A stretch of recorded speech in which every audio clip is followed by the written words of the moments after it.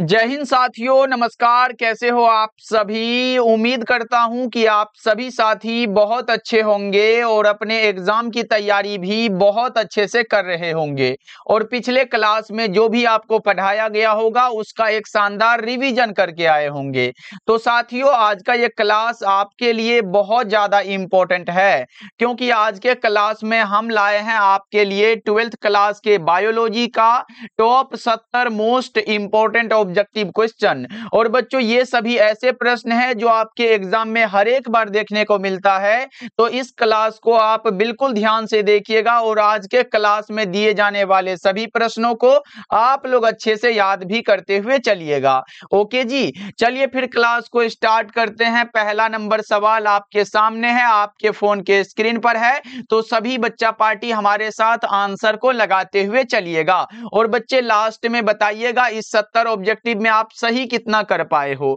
जिसमें कि पहला नंबर सवाल पूछा जा रहा है, जीवन चक्र के निर्धारण में सबसे महत्वपूर्ण प्रक्रिया कौन सी है?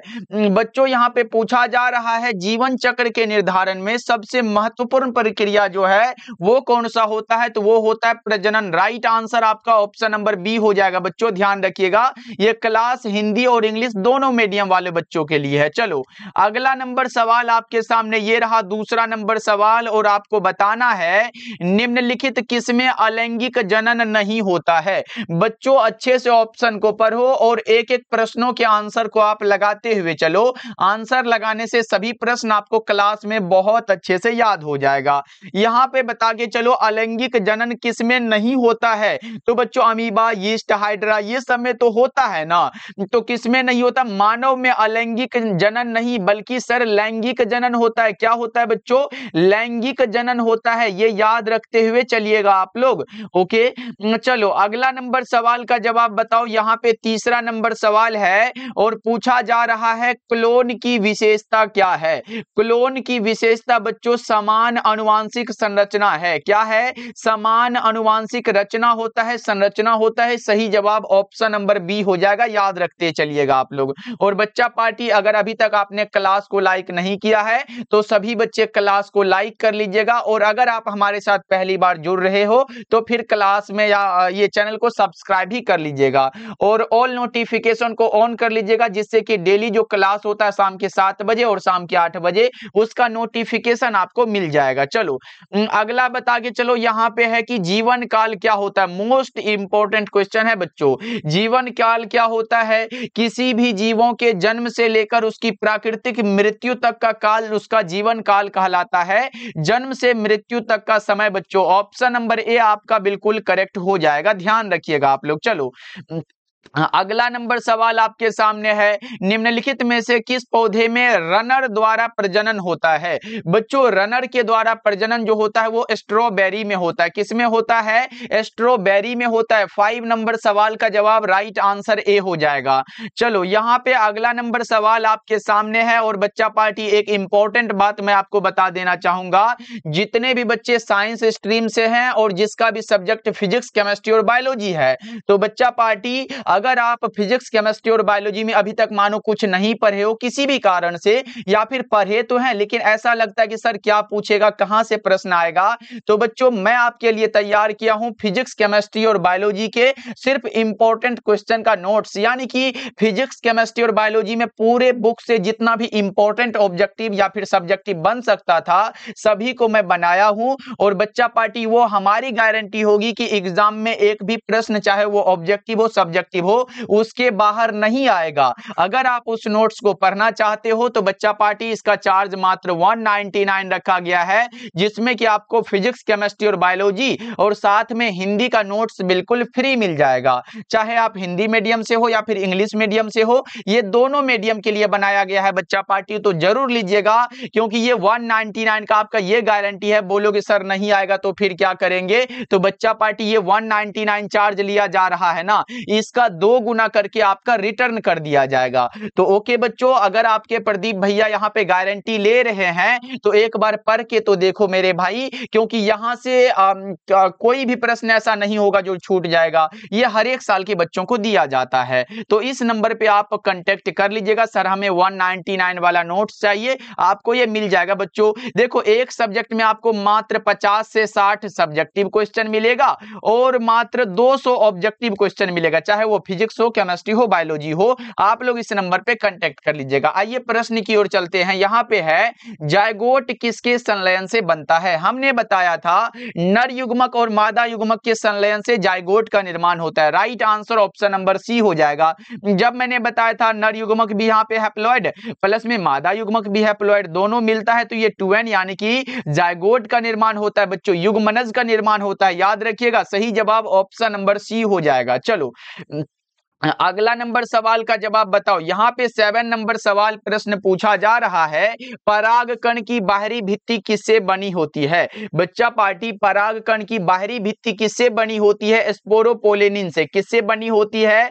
स्पोरोपोलेनिन से। 7 नंबर सवाल का जवाब राइट आंसर डी हो जाएगा। और बच्चों क्लास में आंसर को लगाते हुए चलना है, तभी प्रश्न याद हो पाएगा ना। जैसे पिछले क्लास का आप रिवीजन करके आए होंगे, क्योंकि साथ ही रिवीजन ही एक ऐसा साधन है जो चीजों को बहुत दिन तक याद रखने में आपकी मदद करता है। यहाँ पे है, एंडोस्पर्म का निर्माण किसके संलयन से होता है? नर युग्मक प्लस में 2 ध्रुवीय नाभिक के संलयन से बनता है। सही जवाब आपका ऑप्शन नंबर बी हो जाएगा। चलो अगला नंबर सवाल का जवाब बताओ। एक विशिष्ट भ्रूणकोश में कितनी सिनर्जिड कोशिकाएं होती है? एक विशिष्ट भ्रूणकोश में बच्चों कितनी सिनर्जिड कोशिकाएं होती है बता के चलो। इसमें 2 होती हैं। राइट आंसर आपका ऑप्शन नंबर बी हो जाएगा। ओके चलो अगला नंबर सवाल का जवाब बताओ। एंटीपोडल कोशिकाओं की संख्या कितनी होती है? एंटीपोडल कोशिकाओं की संख्या आपको बताने हैं बच्चों 3 होती है। एंटीपोडल कोशिकाओं की संख्या 3 होती है। 10 नंबर सवाल का जवाब सही आंसर हो जाएगा सी। चलो अगला नंबर सवाल का जवाब बताओ। मगरमच्छ का जीवन काल कितना होता है? मगरमच्छ का जीवन काल बच्चों बताने हैं। ये 200 वर्ष किसका होता है, चाहे वो आपसे कछुआ पूछ ले या फिर बच्चों बरगद पूछ ले। क्या बरगद पूछ ले, ये दोनों में से कुछ पूछ रहा है ना। आप 200 वर्ष लगाइएगा। और तोता का अधिकतम, यहाँ पे तोता याद रखिएगा, तोता का अधिकतम जीवन काल 140 वर्ष का होता है और मगरमच्छ का बच्चों 60 वर्ष का होता है। कितने वर्ष का होता है भैया? 60 वर्ष का होता है। जरूर याद रखिएगा आप लोग। ओके चलो अगला नंबर सवाल का जवाब बताओ। यहाँ पे 12 नंबर सवाल है। यहाँ पे बच्चे कंफ्यूजन में पड़ते हैं, इसलिए यहाँ पे मैं 2 प्रश्न बताऊंगा बच्चों।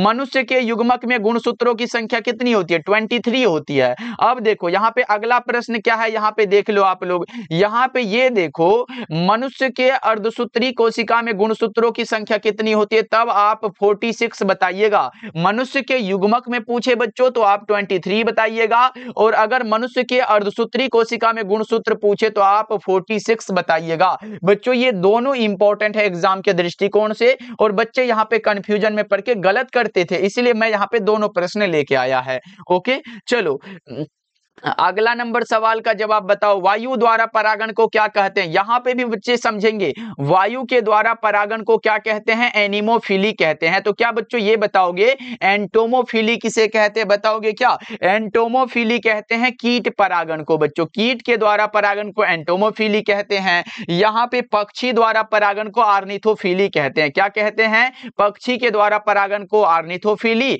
और जल के द्वारा परागण को हाइड्रोफिली, और बच्चा पार्टी घोंघा द्वारा परागण को मैलेकोफिली। तो ये भी याद रखिएगा आप लोग। चलो अगला नंबर सवाल का जवाब बताओ। पूरे 70 ऑब्जेक्टिव तक बच्चों आपको आंसर लगाते हुए चलना है।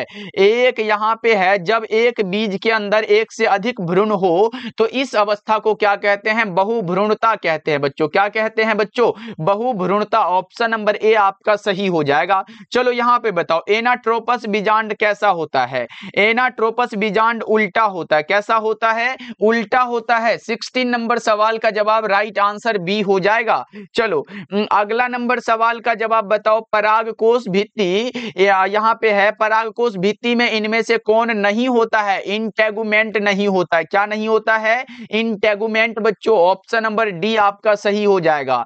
चलो अगला बता के चलो, यहाँ पे है इनमें कौन द्विगुणित है? यहाँ पे बच्चों डिप्लॉयड स्ट्रक्चर का पूछा गया। द्वितीयक केंद्रक क्या होता है? द्विगुणित होता है। 18 नंबर सवाल का जवाब सही आंसर सी हो जाएगा। आज देखते हैं कि बच्चे कितना सही कर पाते हैं आज के क्लास के प्रश्नों को। यहाँ पे बताओ वृषण कोश में क्या स्थित रहता है बच्चों? वृषण कोश जो है वो कहाँ पे स्थित रहता है? तो ये उदर गुहा के बाहर होता है। कहां पर होता है? उदर गुहा के बाहर। अगला बता के चलो आप सभी, यहाँ पे है ब्लास्टोसील युक्त भ्रूण को क्या कहा जाता है?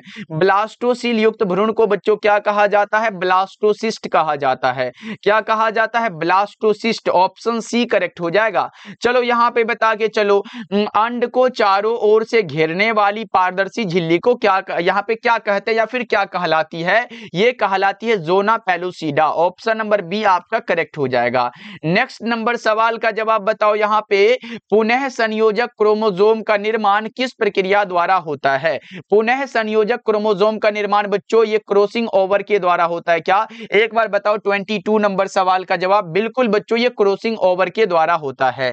ओके चलो अगला नंबर सवाल का जवाब बताओ। यहाँ पे प्रश्न बना हुआ है टाटा बॉक्स किसके प्रमोटर क्षेत्र में पाया जाता है? बच्चों टाटा बॉक्स जो है वो किसके प्रमोटर क्षेत्र में पाया जाता है? ये पाया जाता है ट्रांसक्रिप्शन के। सही जवाब ऑप्शन नंबर बी करेक्ट हो जाएगा। ध्यान रखिएगा आप लोग। चलो अगला नंबर सवाल का जवाब बताओ। डीएनए की कुल लंबाई मानव कोशिका में लगभग कितनी होती है? डीएनए की कुल लंबाई बच्चों मानव कोशिका में कितनी होती है? यहाँ पे लगभग आया है बच्चों।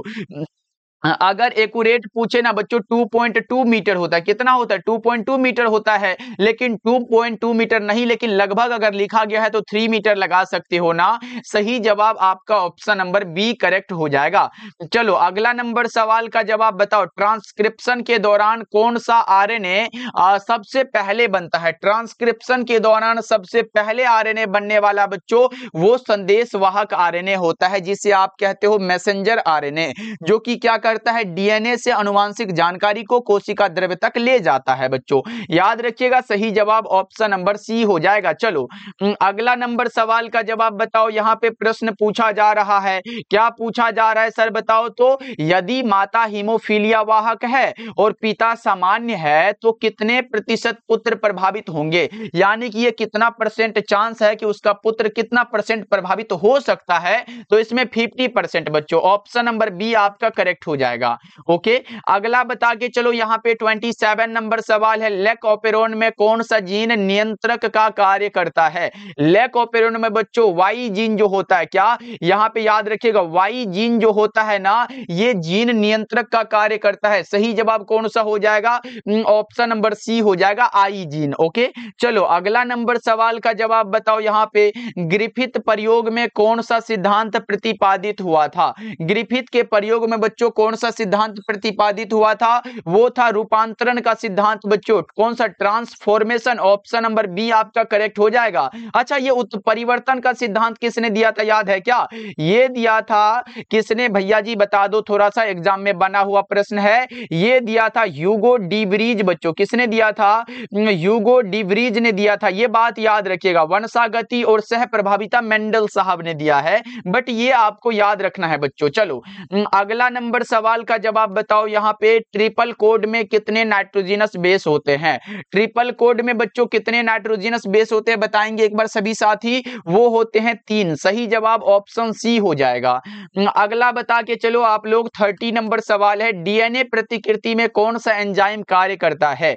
डीएनए प्रतिकृति में बच्चों कौन सा एंजाइम कार्य करता है बताओ? वो होता है डीएनए पॉलीमरेज। क्या होता है? DNA polymerase. सही जवाब ऑप्शन नंबर सी हो जाएगा। याद रखोगे आप सभी। ओके चलो अगला नंबर सवाल का जवाब बताओ। यहाँ पे प्रश्न बना हुआ है, एक डीएनए न्यूक्लियोटाइड में कौन कौन से घटक होते हैं। बच्चों एक डीएनए न्यूक्लियोटाइड में कौन कौन से घटक होते हैं, तो वो याद रखना है, फास्फेट होता है, डीऑक्सीराइबोज होता है, नाइट्रोजनस बेस होता है, ये सभी होते हैं बच्चों। ऑप्शन नंबर बी आपका राइट हो जाएगा।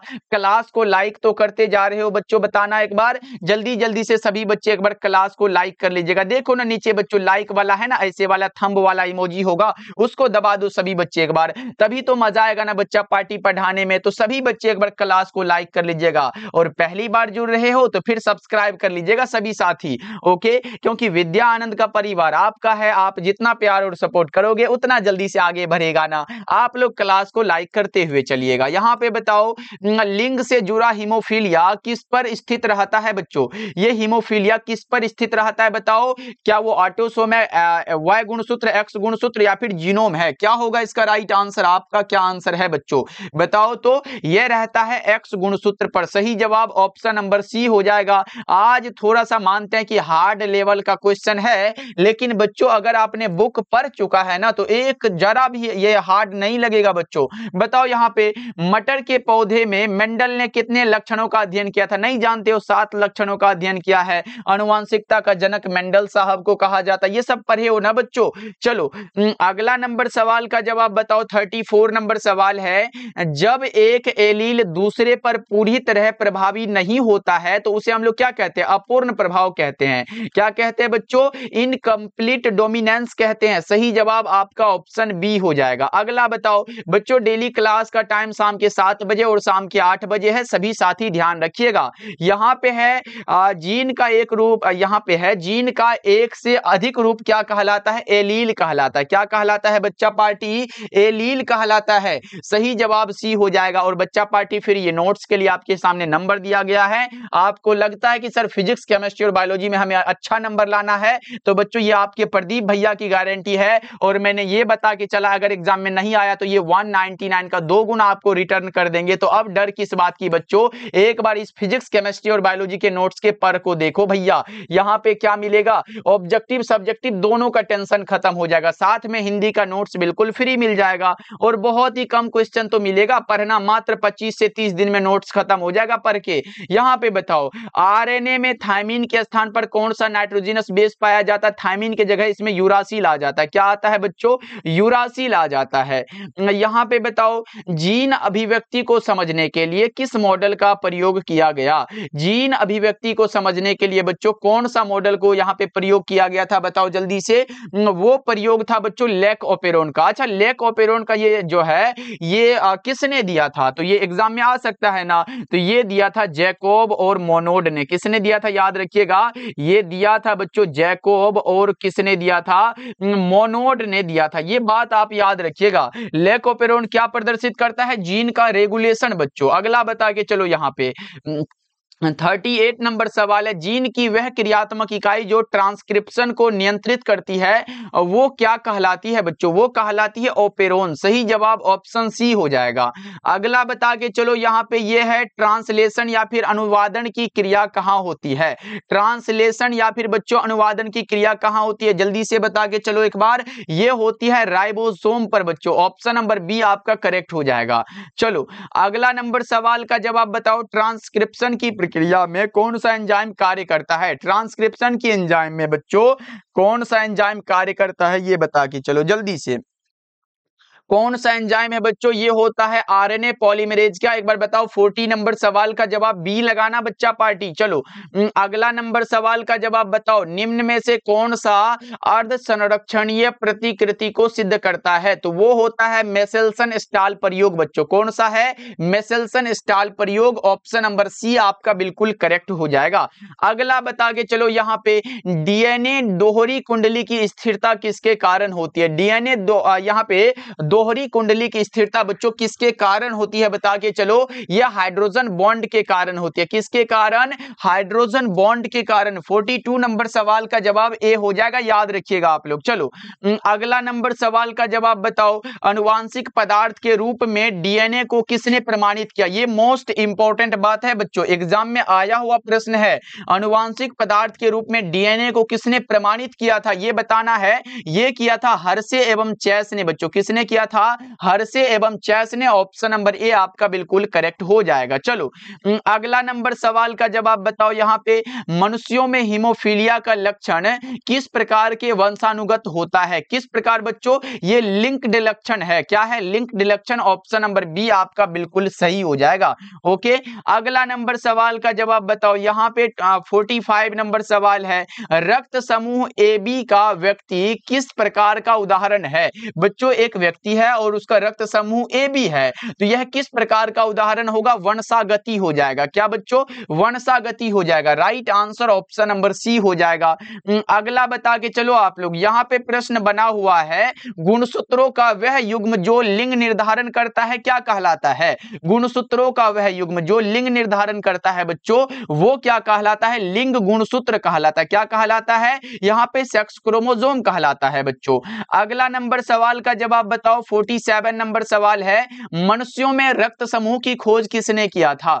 मनुष्य में बच्चों रक्त समूह कितने होते हैं? 4 होते हैं। एक होता है ए होता है, बी होता है, फिर ए बी होता है और ओ होता है। और आपने पढ़ा होगा ब्लड ग्रुप ओ को क्या कहते हैं बच्चों? सार्वभौमिक रक्तदाता कहते हैं। यूनिवर्सल ब्लड डोनर के यहाँ पे डोनर के रूप में कौन जाने जाते हैं? ब्लड ग्रुप ओ होते हैं। बहुत इंपॉर्टेंट है बच्चों, पूछेगा सार्वभौमिक रक्तदाता किसे कहते हैं? ब्लड ग्रुप ओ को कहते हैं। और मनुष्यों में रक्त समूह की खोज बच्चों ये लैंड स्टीनर ने किया था। किसने किया था? लैंड स्टीनर ने। सही जवाब ऑप्शन बी हो जाएगा। बच्चा पार्टी आंसर लगाते जा रहे हो और क्लास को लाइक तो करते चलिएगा भैया मेरे। चलो अगला नंबर सवाल का जवाब बताओ, यहां पे लक्षणों के पृथक्करण का नियम क्या दर्शाता है? लक्षणों के पृथक्करण का नियम बच्चों एलील्स का पृथक होना दर्शाता है। सही जवाब ऑप्शन सी हो जाएगा। नेक्स्ट बता के चलो, 49 नंबर सवाल प्रश्न ये है कि वंशागति के नियमों को किसने यहाँ पे प्रतिपादित किया था? वंशागति के नियमों को ये ग्रेगर जॉन मेंडल ने दिया था, तो बिल्कुल सही जवाब हो जाएगा बच्चों। अगला नंबर सवाल का जवाब बताओ, 50 नंबर सवाल है, मेंडल ने अपने प्रयोग में कौन सा पौधा जो है चयन किया था? मोस्ट इंपॉर्टेंट क्वेश्चन है बच्चों, लगा के चलो। और बड़ा आसान सा सवाल है कि सर मटर के पौधे को चुना था। सही जवाब ऑप्शन सी होगा। और इसमें 7 ये लक्षणों को इसने देखा था। ओके, चलो अगला नंबर सवाल का जवाब बताओ, यहां पे भारत में परिवार नियोजन कार्यक्रम कब आरंभ हुआ था? 1951 ईस्वी में बच्चों। क्या छोटा परिवार सुखी परिवार का था ना इसमें ये? तो ऑप्शन नंबर ए आप लगा दो, हम दो हमारे दो वाला। चलो अगला नंबर सवाल का जवाब बताओ, यहां पे निम्नलिखित में कौन सी जन्म नियंत्रण की प्राकृतिक विधि नहीं है? यहां पे बच्चों प्राकृतिक विधि नहीं है, तो ये वासेक्टोमी। ये क्या है? ये परमानेंट मेथड है, ना कि प्राकृतिक विधि नेचुरल मेथड बच्चों। ये एक प्रकार का क्या है? परमानेंट मेथड है। सही जवाब ऑप्शन नंबर सी होगा। ओके बच्चों, अगला नंबर सवाल का जवाब बताओ, यहां पे सहेली जो कि एक मादा गर्भ निरोध पुटिका या फिर गोली है, यह प्रयोग की जाती है कैसे? तो यह साप्ताहिक प्रयोग की जाती है। राइट आंसर आपका ऑप्शन नंबर बी हो जाएगा। ओके, अगला बता के चलो, यहां पे प्रश्न बना हुआ है, निम्नलिखित में कौन यौन संचारित रोग है? यौन संबंधों के माध्यम से फैलने वाला रोग जो है वो यौन संचारित रोग कहलाता है, जिसमें कि गोनोरिया हो जाता है, सिफिलिस हो जाता है, हर्पीस हो जाता है, उसके बाद हेपेटाइटिस बी हो जाता है। ये सभी याद रखिएगा। राइट आंसर आपका ऑप्शन नंबर डी हो जाएगा। ओके, अगला नंबर सवाल का जवाब बताओ, यहां पे प्रश्न बना हुआ है, मासिक चक्र की अवस्था जो 7 से 8 दिनों पर समाप्त होती है क्या कहलाती है बच्चा पार्टी? ये कहलाती है फॉलिकुलर फेज, यानी कि बच्चों पुटिकीय प्रवस्था। राइट आंसर आपका ऑप्शन नंबर डी हो जाएगा। नेक्स्ट बता के चलो, 56 नंबर सवाल है, निम्नलिखित में कोई एक पुरुष में पाया जाता है। कौन सा एक है जो पुरुष में पाया जाता है? ये लेबिया मेजोरा होता है जो कि पुरुष में पाया जाता है। राइट आंसर आपका ऑप्शन सी हो जाएगा बच्चों। बताते चलना कितना सही हो रहा है कितना गलत हो रहा है, लास्ट में तो पूछेंगे हम। यहाँ पे बताओ आप लोग, यहाँ पे प्रश्न बना हुआ है, गर्भावस्था के किस महीने में गर्भस्थ शिशु गतिशील होता है तथा सिर पर बाल आते हैं बच्चों, वो बाल जो आते हैं ना वो उग जाते हैं, वो कितने समय पर? तो ये 5वां महीना में। Right answer option number B हो जाएगा। क्या बच्चों? 57 नंबर सवाल का जवाब बी वाला ऑप्शन करेक्ट है। चलो अगला नंबर सवाल है, शुक्राणु जनन किसके द्वारा अभिभूत होता है? वो एफएसएच के द्वारा होता है, फॉलिकल स्टिमुलेटिंग हार्मोन के द्वारा। राइट आंसर आपका ए हो जाएगा। नेक्स्ट बता के चलो, यहाँ पे प्रश्न बना हुआ है, जन्म के बाद माता से प्रथम दुग्ध स्रवण को कोलेस्ट्रम कहते हैं, इनमें क्या निहित रहता है? इम्यूनोग्लोबुलिन ए रहता है। क्या रहता है? इम्यूनोग्लोबुलिन ए या फिर आईजीए कह सकते हो। राइट आंसर ए हो जाएगा। ओके बच्चों, यहां से एक प्रश्न और बन सकता है, जन्म के बाद माता से प्रथम दुग्ध स्रवण को क्या कहते हैं बच्चों? तो कोलेस्ट्रम कहते हैं, याद रखिएगा। ओके, अगला नंबर सवाल का जवाब बताओ, यहाँ पे किसकी अनुपस्थिति में निषेचन नहीं हो सकता बच्चों? कैल्शियम की अनुपस्थिति में निषेचन नहीं होता है। सही जवाब ऑप्शन नंबर सी हो जाएगा। नेक्स्ट बता के चलो, यहाँ पे प्रश्न है, बहुभ्रूणता सबसे ज्यादा किसमें होती है? बहुभ्रूणता बच्चों सबसे ज्यादा जो होती है ना, वो जिम्नोस्पर्म में होती है। किसमें होती है? जिम्नोस्पर्म में। राइट आंसर ए हो जाएगा। नेक्स्ट बताओ आप लोग, 62 नंबर सवाल है, सेमल में किसके द्वारा परागण होता है? सेमल में परागण चमगादड़ द्वारा होता है। और बच्चों एक बात बताओ, चमगादड़ के द्वारा परागण को क्या कहते हैं? आपने पढ़ा होगा सर, उसे कहते हैं किरोप्टेरोफिली कहते हैं। क्या कहते हैं? किरोप्टेरोफिली कहते हैं। बहुत इंपॉर्टेंट बात है बच्चों, याद रखिएगा। और ऊपर तो मैंने पक्षी वाला भी बता दिया था, वायु वाला एनिमोफिली बता दिया था, जल वाला हाइड्रोफिली बता दिया था, पक्षी वाला आर्निथोफिली बता दिया था। तो याद है कि नहीं? भूल जाते हो आप लोग। बताओ, परागकण के बाह्य चोल में सुस्पष्ट द्वारक या फिर रंध्र को क्या कहते हैं? जनन छिद्र कहते हैं। क्या कहते हैं बच्चों? यहाँ पे जर्म पोर कहते हैं। राइट आंसर ऑप्शन सी हो जाएगा।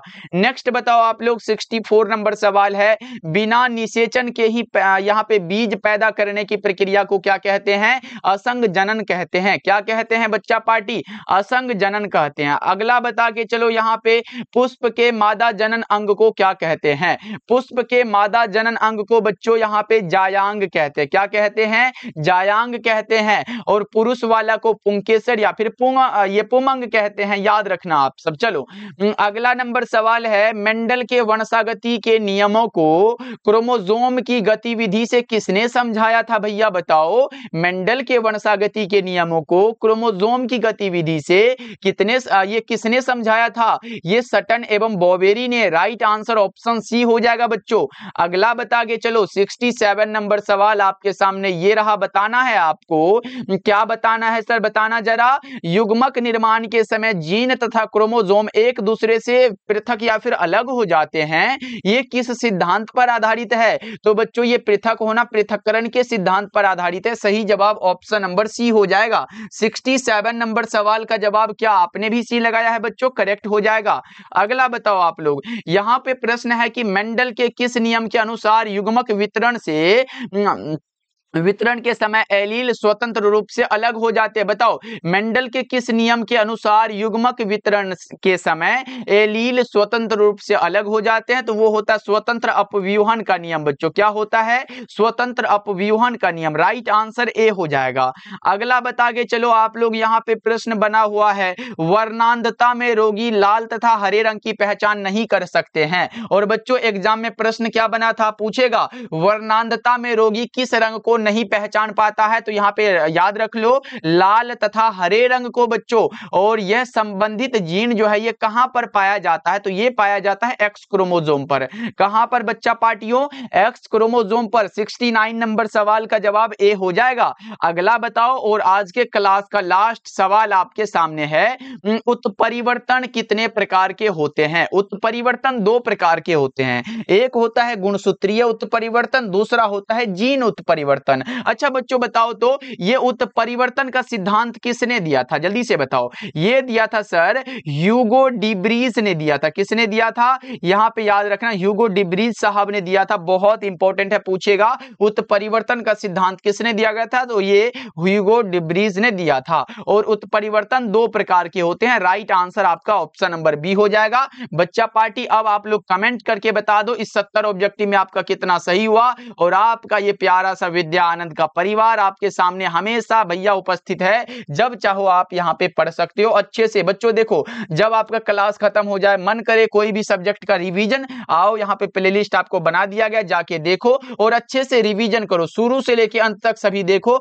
आपका एक भी प्रश्न ऐसा हो नहीं होगा जो गलत हो जाएगा। और बच्चों यहाँ पे आ गए हो तो क्लास को लाइक कर दीजिएगा, कमेंट करिएगा, प्यारा सा कमेंट ये करना है कि क्लास कैसा लगता है, और शेयर कर दीजिएगा अपने उन दोस्तों के पास जो एग्जाम देने वाले हैं। सब्सक्राइब कर लीजिएगा, पहली बार जुड़े हो तो। फिर बच्चा पार्टी इस नंबर पे आप कांटेक्ट कर लीजिएगा। इसका चार्ज मात्र 199 लगता है और बच्चा पार्टी इसके बाहर नहीं आएगा। क्योंकि देखो बच्चा पार्टी, आपको फिजिक्स में 50 से 60 सब्जेक्ट मिलेगा, चाहे वो कोई भी सब्जेक्ट हो, फिजिक्स हो, केमिस्ट्री हो, बायोलॉजी हो, और मात्र 200 ऑब्जेक्टिव मिलेगा। और मात्र ये तीनों सब्जेक्ट को आप 25 से 30 दिन में खत्म कर पाओगे। तो क्या बच्चा पार्टी नहीं चाहते हो इतना दिन में खत्म कर ले? तो बच्चों ये हमारी गारंटी है, आप अच्छे से जरूर पढ़ना। लेकिन हाँ, लोगे तो उसे अच्छे से पढ़ लेना बच्चों, क्योंकि आपको अब बहुत कम समय बचा है और पढ़ना बहुत चीज है, तो उसे पढ़ लीजिएगा। साथ में हिंदी का नोट्स बिल्कुल फ्री मिल जाएगा। मिलते हैं फिर अगले क्लास में। बच्चा पार्टी कमेंट करिएगा और कितना सही हुआ ये भी बताइएगा। मिलते हैं फिर अगले क्लास में।